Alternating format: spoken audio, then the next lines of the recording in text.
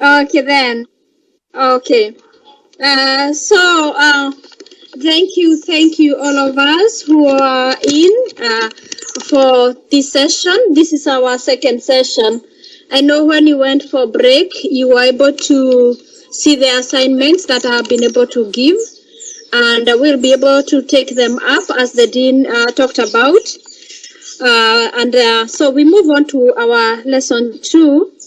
Still, I have to say this, that we are still dealing with the introductory module, again in chapter 4, comprehensive school health and safety.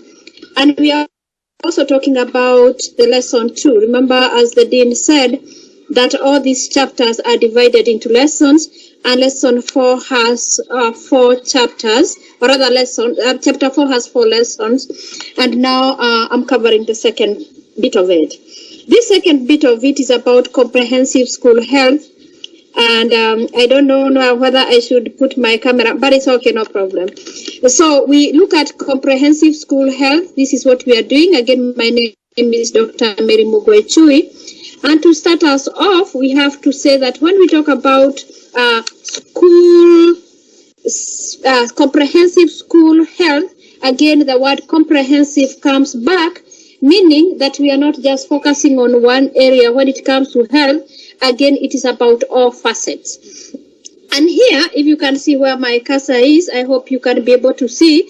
You can see inside there's a coordinated school health where everybody is playing their part. You can see that the picture there is about like they are playing, but is the meaning of where you do your part. You carry out your role. Remember, we normally say you play your role. So you can see they are playing. There are some who are having the umbrellas, there are others who are there are others who are jumping, others who are doing all sorts of things, because each one of them have been given a different role. If you look at that picture here, again, if you can still see where my cursor is, you can see no one, but at the end of the day, they are doing something that will bring them closer and actually achieve the same goal. Out of this, when we talk about coordinated school health, we are talking about school health education, we are talking about health services, we are talking about nutritional services, we are talking about school health school environment that we talked about, we are talking about family and community involvement, we are talking about counseling, psychological and social services, we are talking about health promotions for staff as well as physical education. There's a photo there, a picture there, I don't know whether it's quite clear here, and talks about healthy kids learn better. We move on to the next slide. Oh my God, I don't know why it's not. Okay, there we go. We don't have to belabor ourselves with this, but this is, I just want to show you the connection that we are still in lesson 4, and therefore the purpose remains the same, that now in lesson 2, or rather in lesson 2, we are talking about to enhance participants' knowledge. Again, we are back to the cognitive skills, which is affective, which is psychomotor, and we are back at attitudes, which is affective, in comprehensive school health and safety. The learning outcomes remain the same, meaning that even in this bit that we are going to learn, still you will be expected to design and to plan, okay? And also to demonstrate an understanding. The critical content, they remain the same, and learning strategy and activity remain the same. Now we get to what we are talking about, school health, comprehensive school health. And we are saying, when we talk about school health, we are saying this is coordinated. As I have said, I want to emphasize the word coordinated.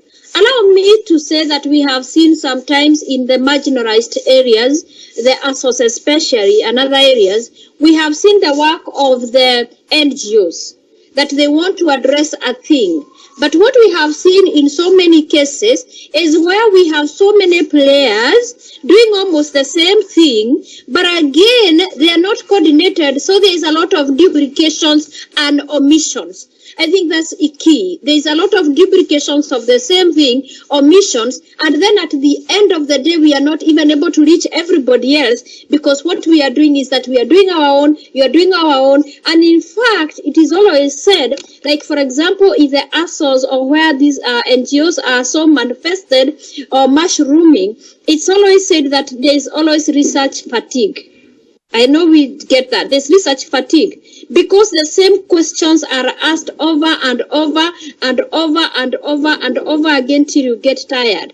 The same case when it comes to school, if it is not coordinated, if it is not all the players coming together and agreeing for you being the lead, who is the instructional reader, this is what you're supposed to do. For you being the teacher, this is what you're supposed to do. Then we are going to get fatigued over these programs.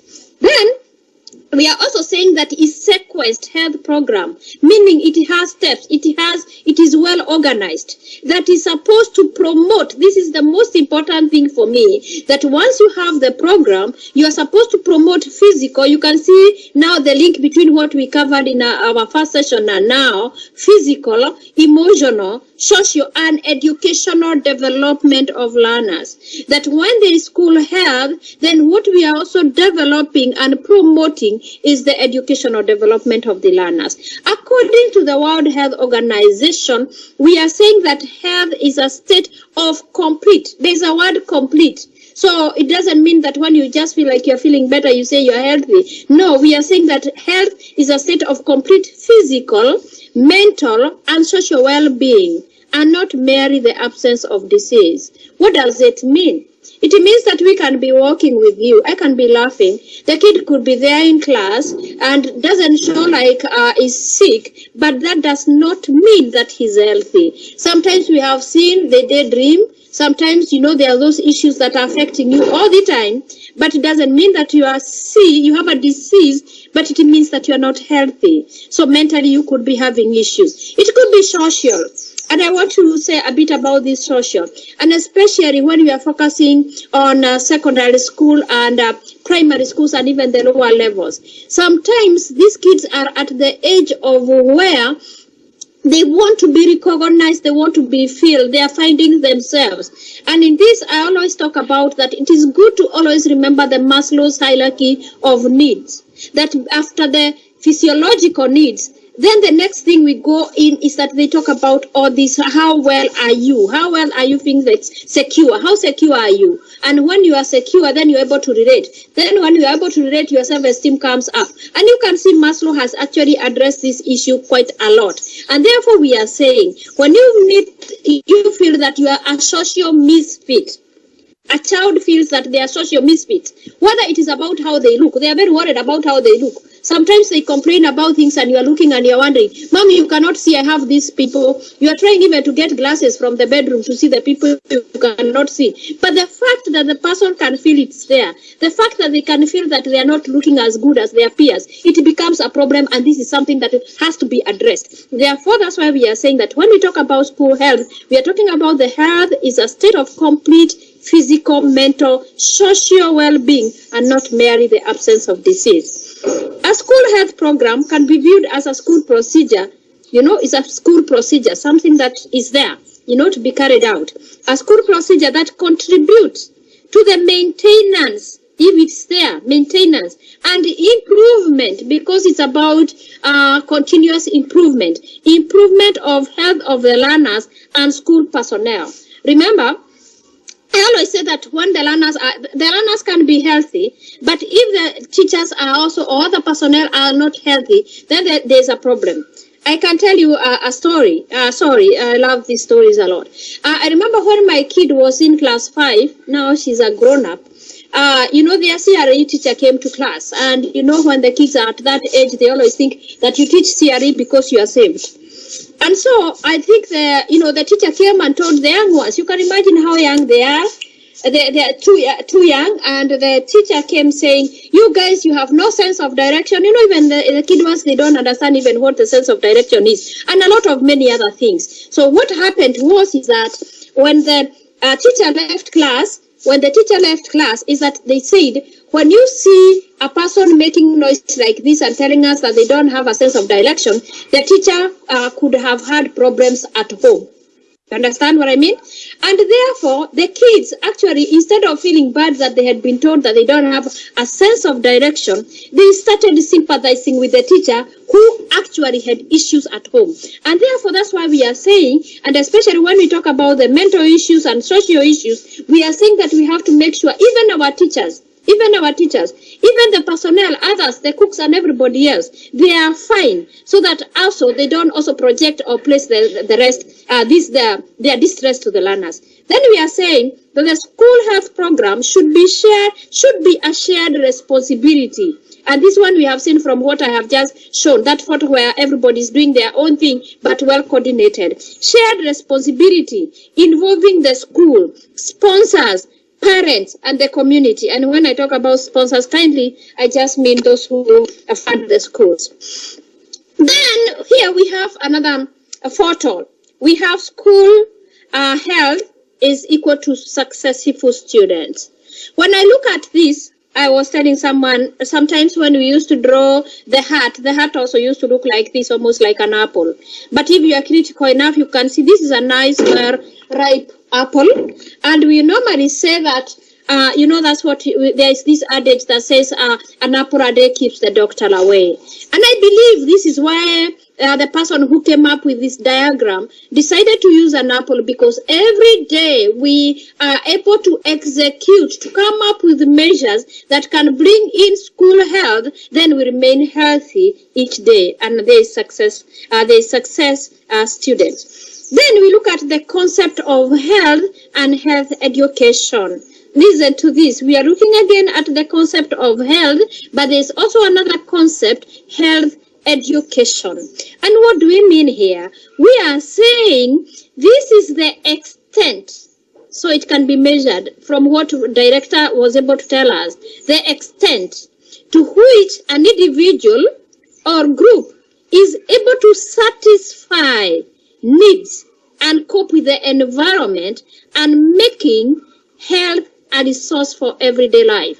I love that it is the extent to which, so you can be able to measure whether you are healthy or not using the descriptors that were discussed by our director, if you are to assess yourself. And we are saying it is either to an individual, whether a teacher, a worker there, or a learner, or a group, whether it's a class or, how you want to group them, they are able to satisfy needs. You know that you have your needs emotionally, physically, what you can, psychologically. And you are able to cope with the environment and make health a resource for everyday life. I love what I have put in there, that health being a resource. Meaning, it is something, when we think about a resource, think about, for example, when we look at the teacher as a resource, it has to be, when we talk about, you have to think about the management of that resource. Okay? So that it remains in good state. Whatever resource it is has to be managed, have to be made sure that it's working, it's in good condition. And therefore, when we also think about health, we also have to think about it as a resource, something you need to work on. And if you forget about it, if it's neglected, then it can deprive. And we are saying that you have to make it as an everyday thing. We are saying a healthy community is one that is continuously improving. Remember, we have talked about is the issue of continuous improvement. Is continuously improving the physical and social environment. And therefore, we are saying health education is a process. I love when I say it's a process, meaning it's not one day you wake up and say, oh my God, I'm so healthy, and then tomorrow you forget about it. No, it's something, because we have talked about a process of improvement, of developing. There's the issue of development. And this is where, as we talked about, your assignment will be coming in, because as we looked at the outcomes, there's something about designing and developing. Developing and providing a plan. So when we are talking about health, we are talking about you have to develop and provide a plan of learning experiences. So you come, you have them, you develop them, you provide a plan on how they'll be achieved of these learning experiences in such a way to supply information. That's why we are here. For example, what we are doing now, we are supplying information for you so that you are able to now go in and practice and also change your attitude as well, influence your behavior. What you could not have done yesterday, or what you did yesterday that was not actually depriving health as a resource, can change so that you can do things differently. You can see on the other side, health education guys are playing together. They are healthy, they can jump, they can do what they want to do. So then what are we saying here? Health literacy. And when we talk about health literacy, I know the word literacy is not new to us. I even think when we gained independence, the first thing we wanted to gain was literacy, isn't it? So we understand. But now we are talking about health literacy. And we are saying that when we talk about health literacy, it is the degree. The degree, again, you can see this is something that can be measured. When we bring the word degree here, you can tell at what degree are you. Again, using the indicators that you may want to look into. It is the degree to which individuals can obtain, okay, there's obtaining, okay, there's the process of understanding, okay. So you obtain, you process, and you understand. But look at the other one that comes in there, basic health information and services they need to make appropriate health decisions. So we are not asking you to be nurses, we are not asking you to be doctors, but what we are asking you is that at least you should be able to obtain and process and understand basic health information, like you'll be taken through this afternoon. Basic health information and services that you need to make appropriate health decisions, because it's about making health decisions so that we are proactive other than reactive. Once we get this, you are going to go back to your school and ask yourself, what is it that has not been working and how can we make it better? Other than you dealing with the food poison, what can be done so that that one does not come in? Sorry. Then we are saying the roots of health literacy can be traced back to the national literacy movement in India under Gandhi that was to aid groups working in Africa to promote education and health. And we are saying the term health literacy was first used in 1974. I love that. I don't know, 1974 is not yesterday. As described as health education meeting minimum standards for all school grade levels. If we are in 1974, if this was the definition then, and how many years are we talking about? Almost 46 years, so I think they are around there, if I'm not very wrong. And we are saying, if this was definition then I think we are through this kind of training, we can actually be able to see what has improved so that we move from meeting minimum standards to meeting all the standards, okay, full standards. And we are saying, despite differences among this definition, they hold in common the idea that health literacy involves the need for people to understand information that helps them to maintain good health. And that's why we are here. Because it's not about our kids. It could even be for us who are presenting. It could also be for us who are listening. It could be for everybody else.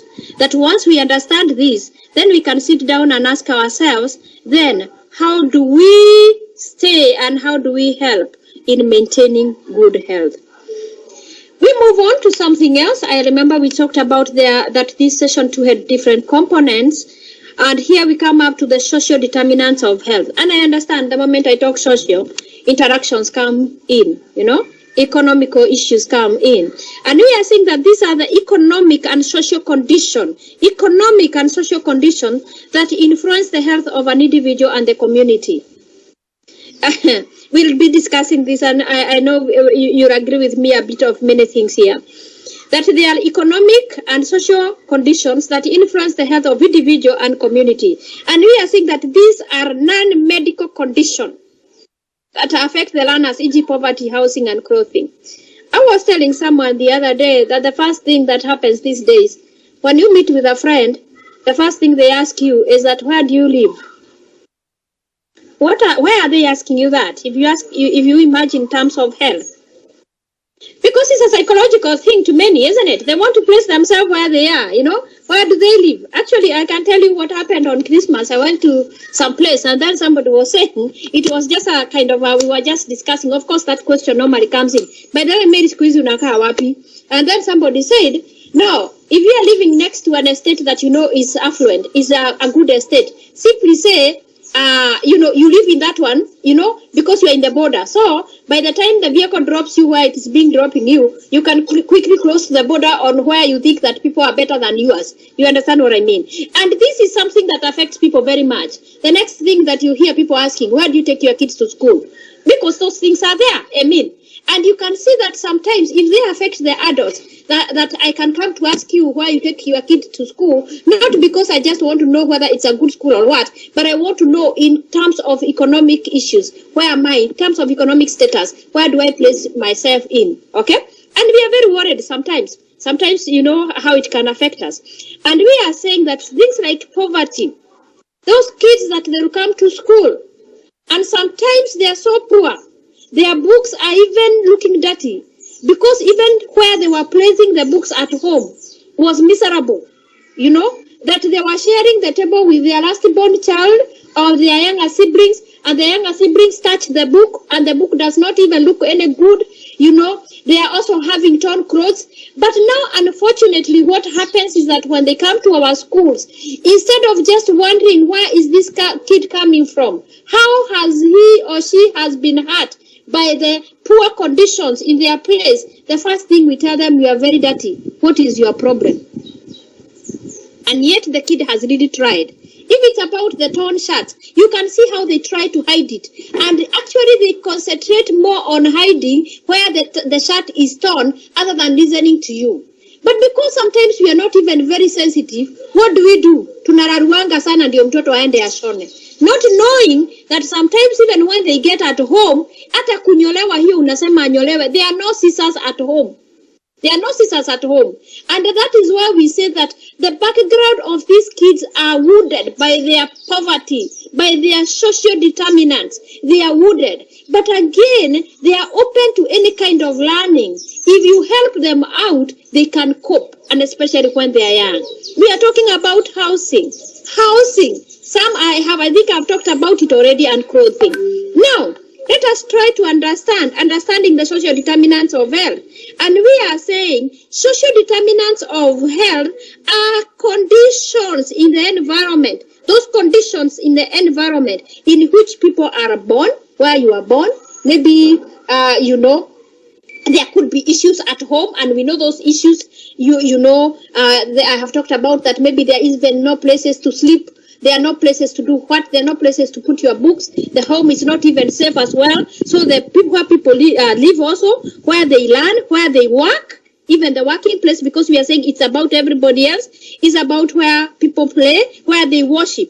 I talked about this worship, and somebody asked me, honestly, Mary, why would you bring worship as an issue that can affect us in terms of social determinants? Number one, you could be having in a school where we have differentiations on how people worship, which is agreeable. But is it possible as a lead and every other participant to make sure that these people can live in harmony, so that it doesn't come out so strongly as a divider, as more like what should bring them together? I was also thinking about the other thing, that even when we were going to Sunday school now, even limiting now to the same kind of worship, when we were going to Sunday school, because of the issues of poverty, how many of us could not even go to church because we don't have anything to wear? Are we not even having kids now that are crying, and of course because they don't have a Christmas dress to wear? And what my poor mother would say those days is that, don't worry, your clothes are being well tailored, specifically tailored for you in Nairobi, and if you continue doing the house chores, if you continue doing well, they can even come in January. Why was it so? Because those clothes could affect us. Guys have come to the villages and they're wearing their new shoes, and and us we don't have. And I'm telling you, it could affect us the same thing. So when it even comes to worship and everything else, don't just look at it that you have differentiations in your school. It can also come into that kind of a thing. The other one is the age. Of course, the age affects. Sometimes you get when they are at a particular age and they have a cohort of the same age, you don't have a problem around there. But sometimes there are those ones, now that we have liberalization of education, we find that there are those ones who have been rescued from early marriages, or those who had issues and they came back to school.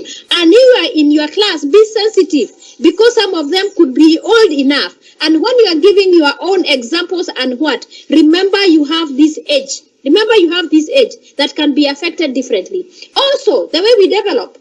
Sometimes, and I like talking about issues, about also how we talk to, and I talked about this, about differentiations in gender.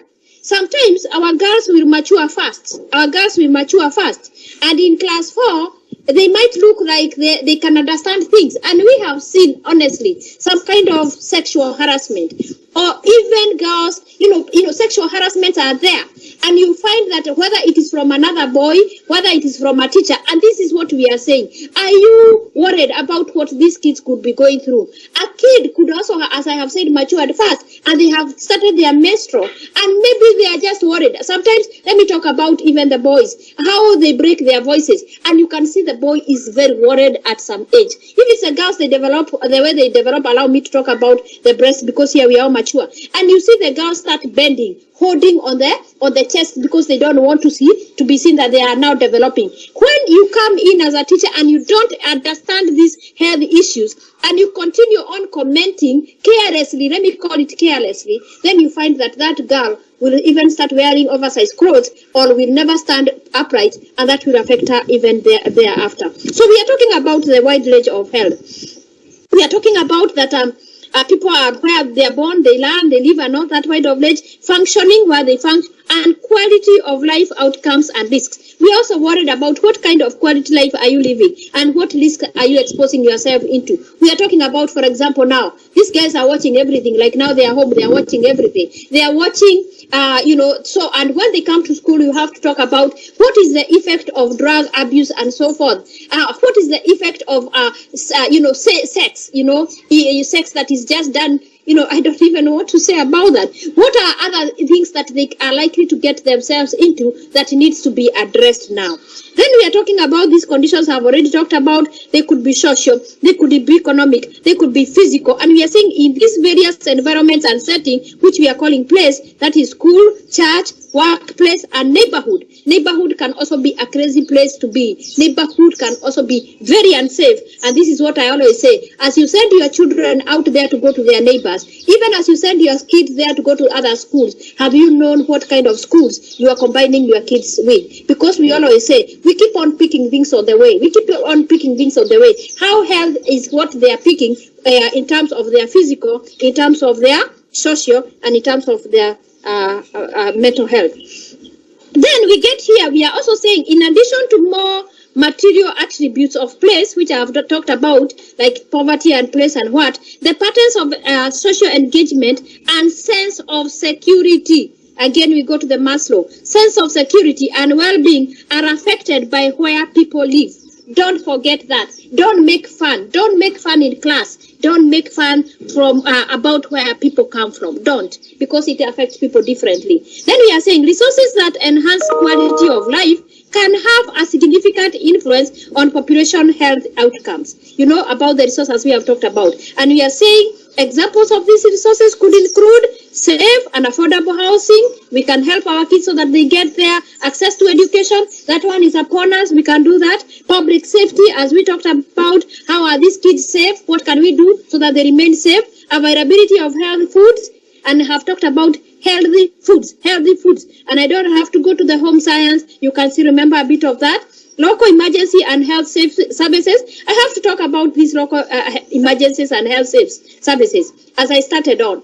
Actually, when the kid is hurt and they know, they are not likely to get any health services in a nearby. You can imagine even when you are there and you know honestly that if something appears or if something happens in my school, I'm not likely to get any health service around here. You can imagine it can create a lot of anxiety. So what are we saying? As we program this, sometimes I always see that when we front some of these proposals to our leaders, in our counties and so forth. Sometimes it's a awakening call, awakening call. They are able to see, oh my God, this is where we are. There is no even a health center around here. Then we are talking about environments free of life-threatening toxins. Life-threatening, and we understand that. And here there was one time, there was a teacher who could not always come to school.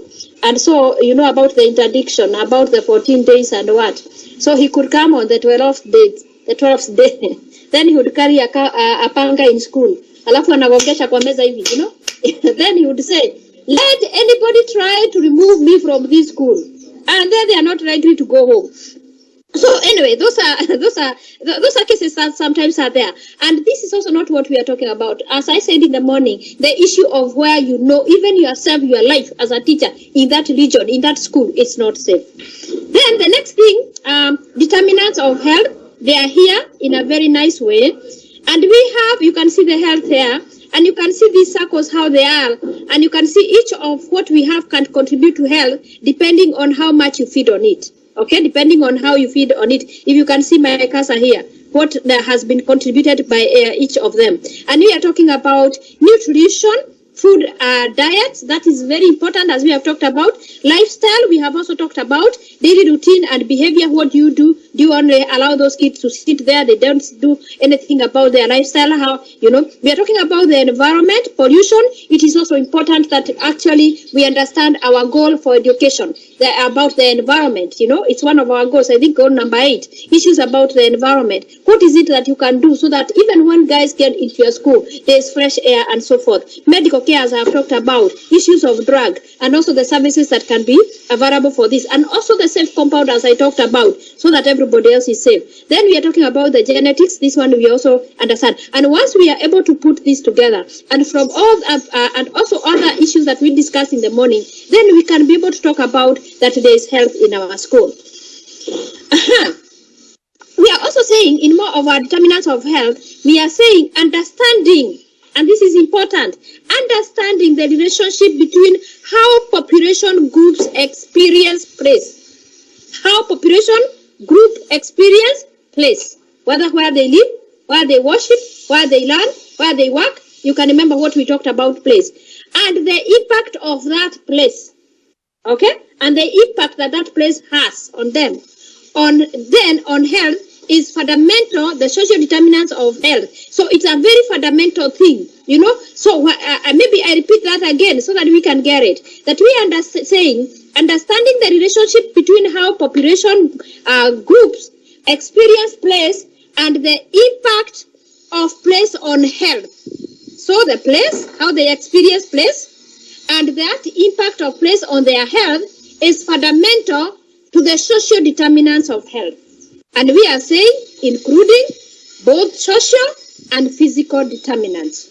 And this is why we are saying that we are happy that the TSC decided to wake up us also, so that we are sensitive in class, we are sensitive with our environment, we are sensitive with our school, even as we interact in our teaching and learning. Then we are saying examples of social determinants. I repeat again, availability of resources to meet daily needs. Remember again the Maslow hierarchy of needs. We are talking about safe housing, local, and the food that we are able to get for these guys. Then access to educational, economic, and job opportunities. You may think it's a joke. Actually, when a kid is not able to go to school, it becomes a health issue.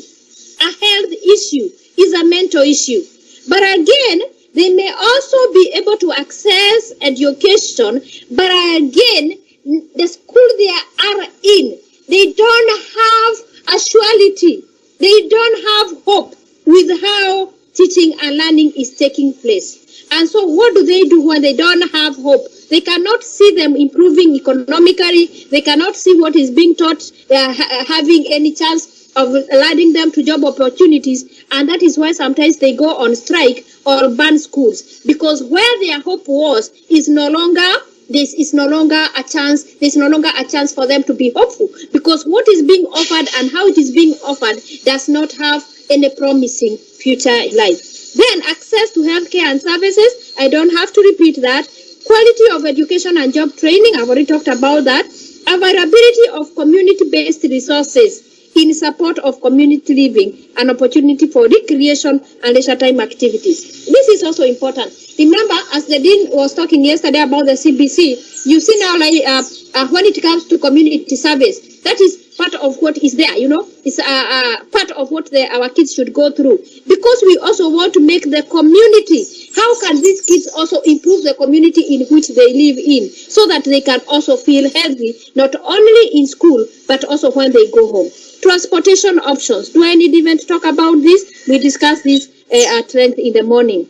We are also talking about public safety, and we said that whether they are using matatus or what. And I can tell you that it is crazy, especially for day scholars also. Be careful, even when you give them money to go to school, and even as teachers as you wait for them, because we are talking here as both teachers and parents and caregivers. And so we are saying that when it comes to public safety, also ask yourself, what is really happening? Are your kids safe with those makangas out there? Are your kids safe with now the trending border guys? Are they safe? Social support, are they getting social support from everybody? And that is why we said we need to bring everybody on board. Social norms and attitudes. And I talked this in the morning very much. Issues of discrimination. And when we talk about social norms, it's about where they come from. What is it? What are the practices that are normally done there? And I ask a question. When you know that this kid has come back to class, she's 18 years old, she has undergone a cut, she has a child, she has been married, she has been, rescued because he's rescuing. How do you treat that kid so that they don't feel discriminated? Or maybe she could even be 24 and she's in class. She's in class form 2 or something. Racism is there also. Distrust of the government and all these things. Then we are also talking about exposure to crime, violence, and social disorder. This is also something that we need to make sure that these kids are also taken care of. Socio-economic conditions, issues of poverty again, stressful conditions. And remember, I think I always like to say this, that when those kids come to class, and I would like to repeat that, remember they have their hearts. H-U-R-T-S. They have their hearts. And it's upon us to come and remove that wood, okay? Because they are wooded. Their hearts are wooded. And we have to remove the falsehood also, even when it comes to social norms and attitudes. We have, as true teachers, to remove the falsehood so that we can help these kids now cope with the truth that can give them social health. We are talking about residential segregation. This one, especially when you take the kids and they find that they have gone to the school where they are not able to cope. It is upon you to think through. Then language and literacy. I have to say this about language and literacy. I know I could have said it on the other side, but let me tell you something. Sometimes we have been able now these days to classify our kids on who can speak a lot of English and very fine English, who can speak a lot of Kiswahili. And we have sometimes gone to classes, and for those who cannot be able to read or speak in English, we are very harsh on them. And that is why sometimes I am also very afraid when we tell each person, read each one a paragraph each, without actually understanding, can this kid read? Can they read? Can they speak in English? Then the only thing that we quickly say is that you cannot even speak in basic English. I can assure you, nobody would not like to speak in that language that you want them to speak. Sometimes it's simply they don't know. And so when you just embarrass them in class, what are we saying? The other one is access to mass media and emerging technologies. Oh my God, I can't wait for April, and then we can go through this. But we know the harm that is being caused. And we talk about, when we think about the cyberbullying that is happening, and what our kids are watching, and how can we step in so that we make sure these kids also. And sometimes it's not just about cyberbullying. Let's not think about it. Now, these days we are being shown, people just need to look for a background that looks like it's looking something. And then they take a selfie. And then the selfie is all over.